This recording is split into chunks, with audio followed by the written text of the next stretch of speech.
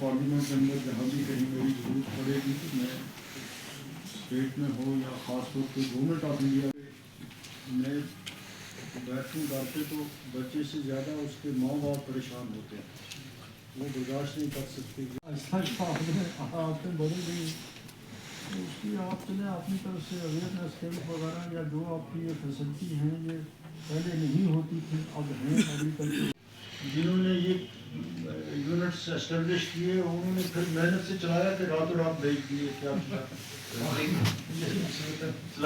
ऐसा तो लेते हैं सर। एक्चुअली पहले आ रहे हैं लोग आपके यूनिट लेने, नहीं क्या सर शीप हस्बेंड्री में पहले होता था sir for selection of the beneficiaries.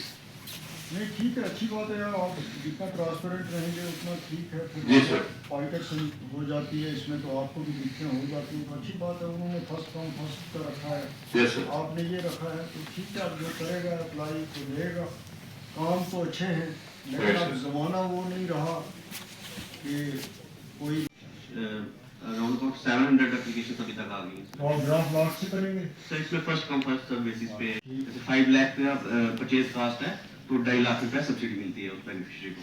तो इस ईयर भी हमने sir 18 units at till this time establish कर लिए हैं। नहीं यूनिट आप कहते हैं, आप देते हैं आप 50 का 50 एनिमल्स 50 एनिमल्स का शीप का, बिल्कुल सर। तो सब्सिडी देते हैं टोटल कॉस्ट पे मेंढर सब डिवीजन में एंड 150 सुरनकोट सब डिवीजन में किए गए, जिसमें इनको मशरूम बैग्स 800 रुपये का, वेजिटेबल सीड्स 500 250 एजी सर ये इनॉग्रेट किया गया था 5013 करोड़ का ये प्रोजेक्ट जो कि पार्सल के लिए है। इसमें 29 प्रोजेक्ट्स हैं sir.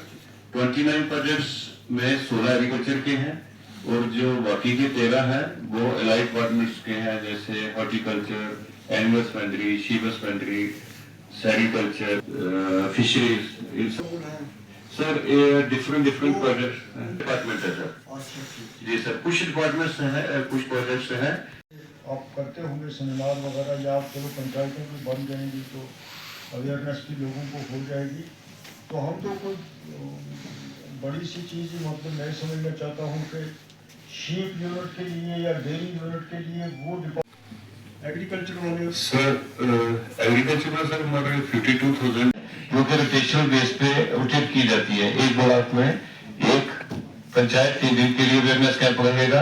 Agriculture and allied departments के ऑफिसर्स वहां पे जाके अपने अपने डिपार्टमेंट के प्रोजेक्ट्स को प्रेजेंट करके फार्मर्स को अवेयरनेस दे रहे हैं, जिसमें छोटी छोटी वीडियोस 2-2, 4-4, 5-5 मिनट की हैं।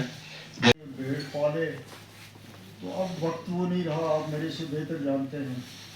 और रजौरी पुंछ के लोग हों या दूसरे जो गांव में रहने वाले लोग हैं, उनको एक बात का एहसास नहीं है कि बहुत सारी जगहों में अब लोग शीप फार्म बनाते हैं, डेयरी फार्म बनाते हैं, वो बैंक से लोन लेते हैं, ज़मीन के लिए भी लेते हैं, शर्ट के लिए भी लेते हैं।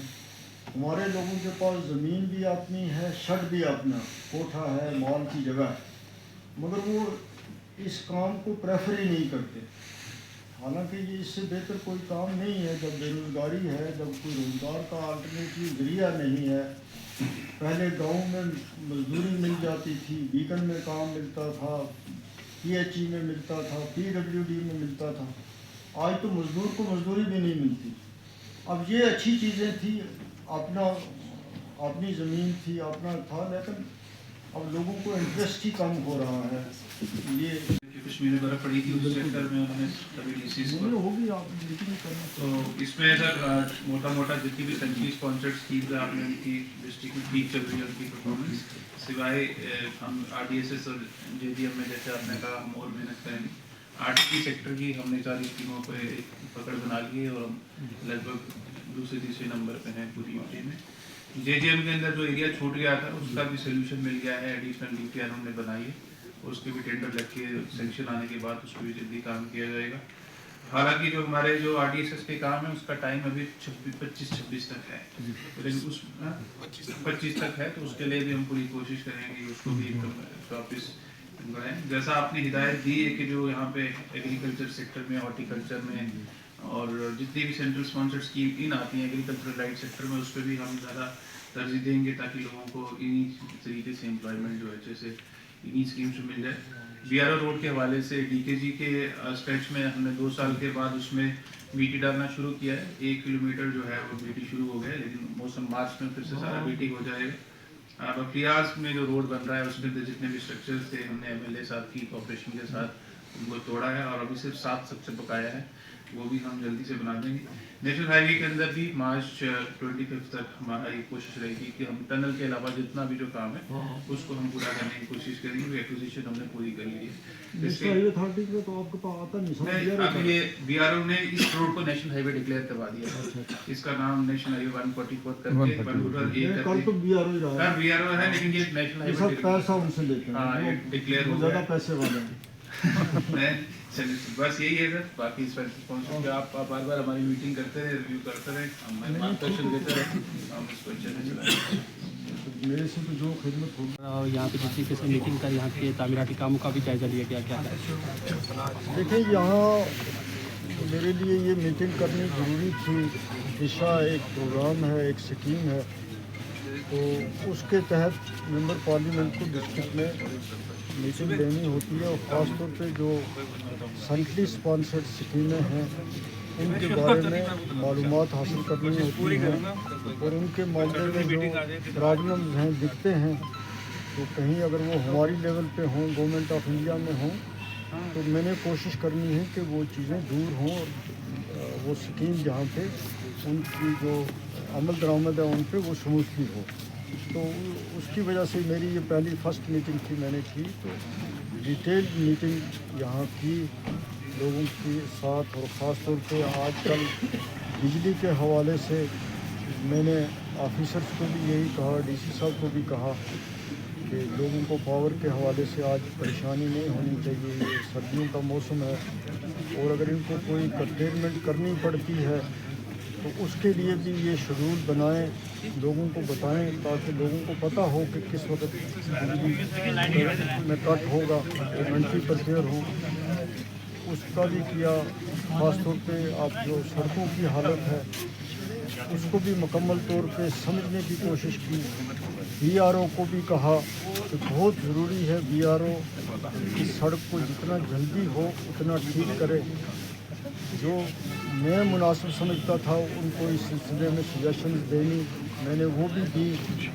तो पहले से बीकन के काम में बेहतरी हुई है, लेकिन बहुत ज़्यादा और ज़रूरत है, गुंजाइश है कि ये सड़क जो जम्मू से पुंछ को आती है ये एक बेहतर सड़क बने, एक अच्छी सड़क बने, लोगों का ये हक है। तो उस सिलसिले में भी उनसे डिटेल बात हुई। हेल्थ मेडिकल एजुकेशन में बहुत सारी पोस्टें खाली हैं, ख़ास तौर पे डिस्ट्रिक्ट अस्पताल में, और फील्ड में बहुत सारी पोस्टें खाली हैं। तो बहुत ज़्यादा ज़रूरी है हमारी गवर्नमेंट के लिए कि प्रायोरिटी पे इन पोस्टों को ख़ास तौर पे डिस्ट्रिक्ट अस्पताल जो पुंछ का है उसको फुल्ली वहाँ पे स्टाफ जो है वो मिलना चाहिए। उस सिलसिले में भी डिटेल से बात हुई और जिस फोरम में मुझे ये बात आगे करनी होगी मैं वहाँ करूँगा।